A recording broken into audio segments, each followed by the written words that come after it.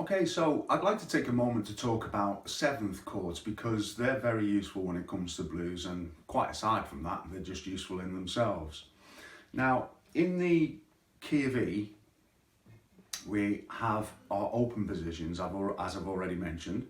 So this is an E chord. And to play an E seventh, all we do is we add our little finger on the second string of the third fret. So it has that seventh sound, and you'll hear these things more as time goes on. That the difference between the major and the seventh. Yeah. So that's your E7th, or at least that's one way of playing an E7. Another way is to play a standard E chord, open E chord, and then take off this finger here. So that's another type of E7. And you can also add the pinky as well, like we did before, and leave that one off. Okay, so that's another type of E7. Now when we go to the A major, as you know, it's those three strings, the second, third and fourth on the second fret. Now we can just play an A7th by taking off our middle finger here. And that's an A7. Or alternatively, we can bar the bottom four strings on the second fret and add this second finger on the third fret first string. And that's a more typical kind of A7 blues. And if you're feeling ambitious, you can replace this finger here and use your pinky on the fifth first string, so you have. And alternating between that fifth and third works as well, so you can have like a.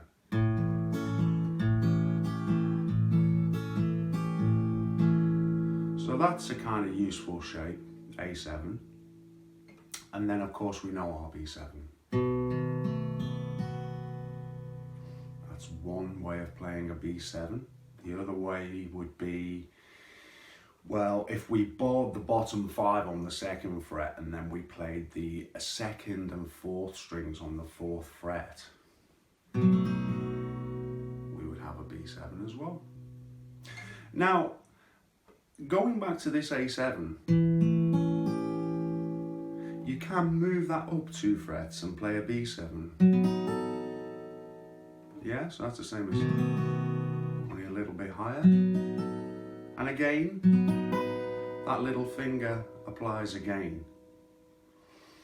So I think it's worthwhile you spend a little bit of time practicing those chords, because although we've looked at our blues shapes, it's also good to be able to play blues just in standard open chords. So you might just like to practice, kind of something.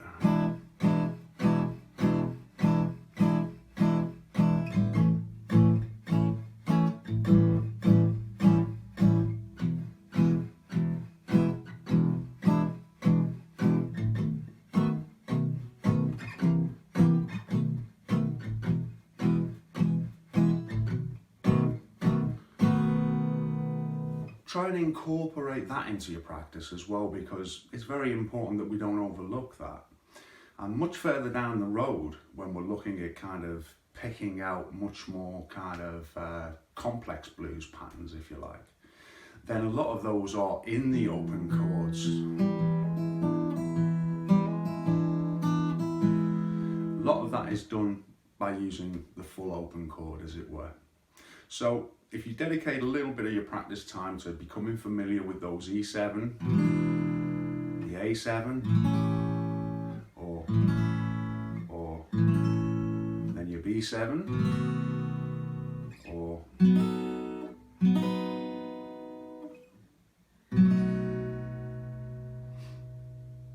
there are lots of different ways of playing those chords. So as I say, I thought that was worth a quick mention.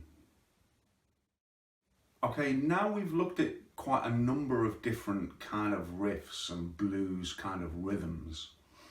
What I would advise that you do is to mix it all up. So you may play our number 1 riff, and then when you go to the A, you might play our number 2 riff. And when you go back to E, you might play the number 3 riff, which is.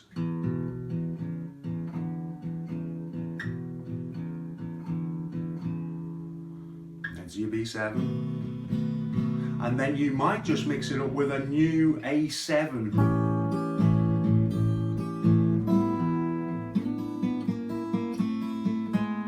So what I'm saying is incorporate all of those different techniques we've looked at, those type of riffs, along with some open positions.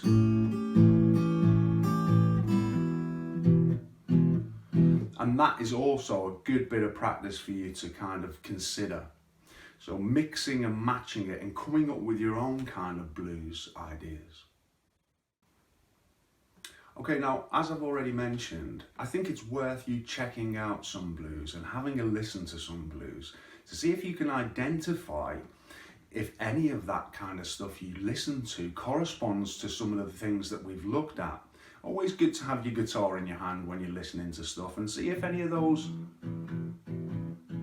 riffs fit in with some of the kind of blues things that you're listening to. And if they don't, you know, maybe spend some time trying to understand what is happening, trying to hear what is happening with some of the riffs.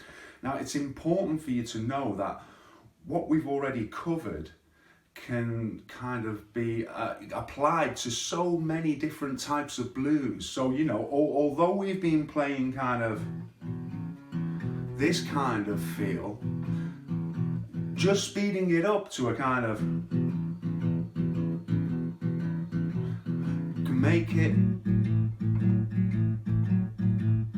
sound very different in its own way. So tempo plays a big part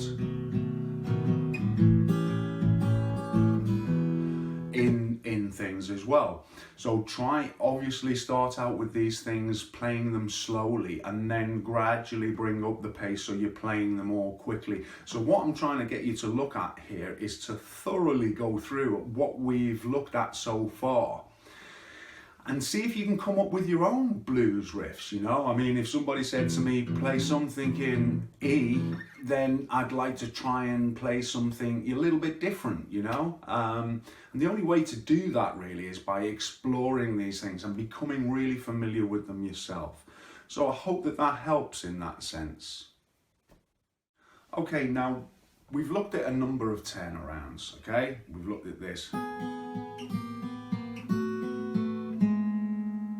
which is just first and third string starting on the fourth and descending to the third, second, and then third string first fret, and the walk in with the B7.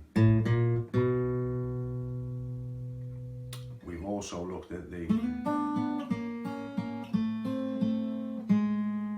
similar riff, okay, which is just second and third string on the third and fourth frets, and again descending.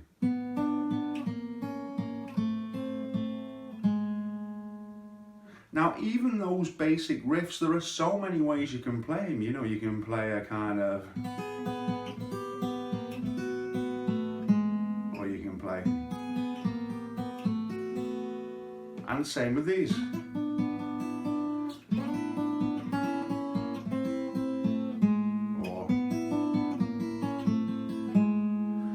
So that's why exploring these things is very important, because you'll come up with your own little licks which will work for you. So try and dedicate a little bit of time to those turnarounds, because they can make or break it, and it's important to kind of get them right, because they pull everything else together within your kind of blues. It's the only kind of little different thing that's happening, if you like. Okay, so let's move on. Okay, so let's try and give our right hand a little bit more to do, okay? And see if we can get some alternating bass going with our thumb on our right hand. So if we play an E major chord, just a standard E major, and start off Get your right hand position kind of comfortable. And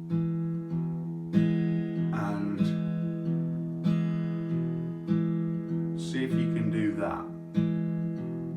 So it's 6th and 4th. But when I play the 4th, I'm not just playing the 4th, I'm kind of brushing some of the ones below the 4th, so like the 3rd and occasionally the 2nd. So it's like...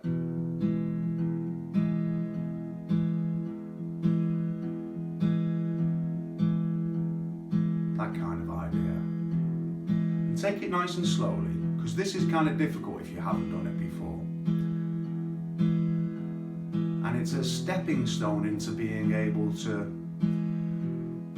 play more complicated kind of blues things, if you like. It's the first step. These are kind of your baby steps, if you like. So a nice solid rhythm, just 6, 4, 6, 4, 6, 4, yeah? Then A, 5, 4 on the bass. 5, 4, 5, 4, yeah? Back to your E, 6, 4. B7. Now, you'll notice on the B7 that this finger here is alternating between the 5th and the 6th. Okay, 5th and 6th. So it's playing.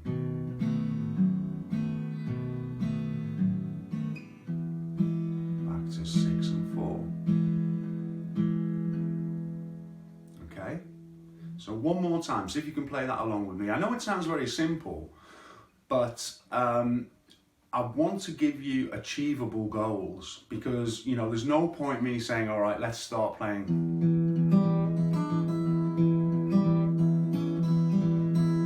Because, you know, that's going to be too difficult, presumably, you know, for this course anyway, because I'm just looking to get people started with the blues.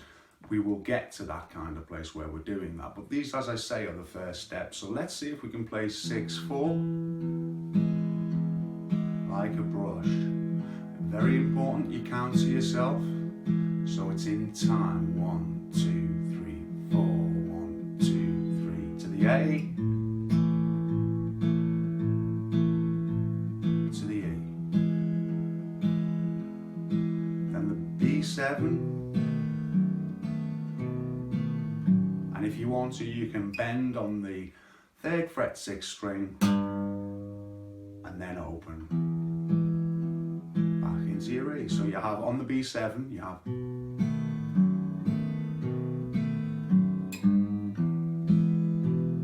that kind of idea. Now, another thing that you might want to experiment with is those 7ths that we've just looked at. So you have your E, standard E, 6 and 4, to the A, A7,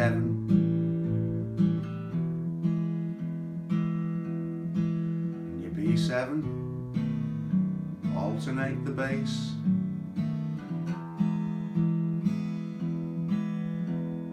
Now, another thing you can do is with this first finger, when you're in the E position, so playing it while your first finger's off the 3rd string.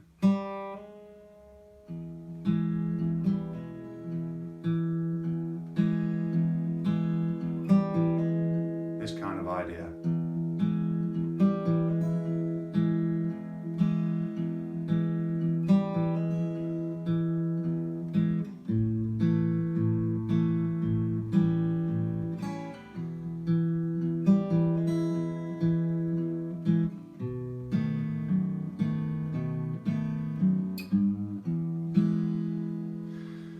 So again, it's just kind of getting you familiar with some of these kind of shapes and different ideas. So maybe that's another little thing that you can practice as well. So you've got lots there to kind of think about and work into your practice schedule. And I think that will help get some of these rhythms down and like a sense of rhythm and a sense of timing. Yes, they're very simple, but we can make them as complicated or as simple as we want. Like I say, this kind of idea can be in its simplest form It's quite pleasant to play, especially if you're getting the timing and the sound nice.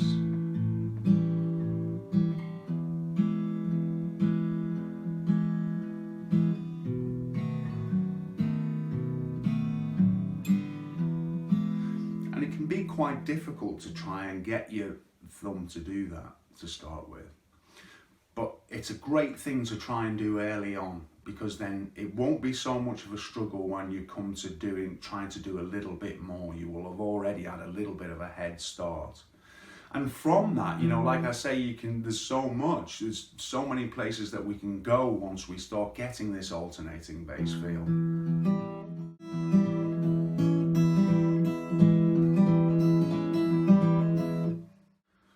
Now with our E major chord, there are a few things we can do in terms of little riffs. Okay, so if we just bear in mind the notes that we're pressing down, which are on the 3rd, 4th and 5th strings, yeah, then, so plucking that 5th string open, for example, and then hammering on has a kind of bluesy sound. Okay, as does the 4th.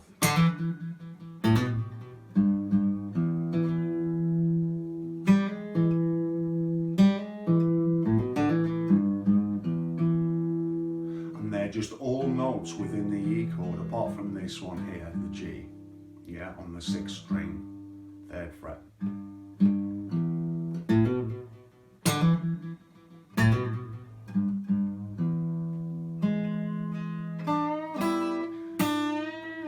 This 7th note, which we added with our pinky in the E7, can be bent.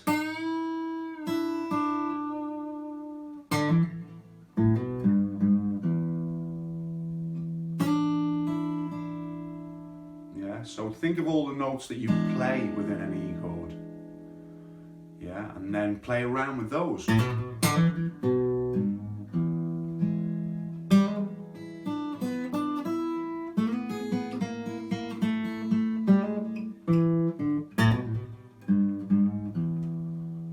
Same with the A.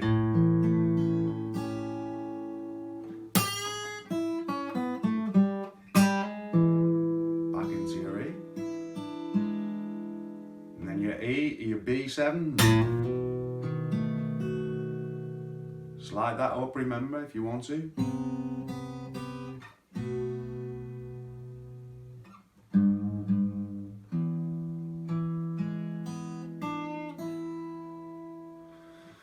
So try and have some fun with it as well as these kind of exercises. Just try and have some fun playing about and fiddling about with it, because, you know, that's what I've always done over the years. It's important to kind of have a little bit of fun with what you do, and for it not to all be kind of discipline and practice. Explore, leave a little bit of time to explore your own ideas. That's just as important as anything I've shown you. So I hope that helps, and we'll move on now to something else.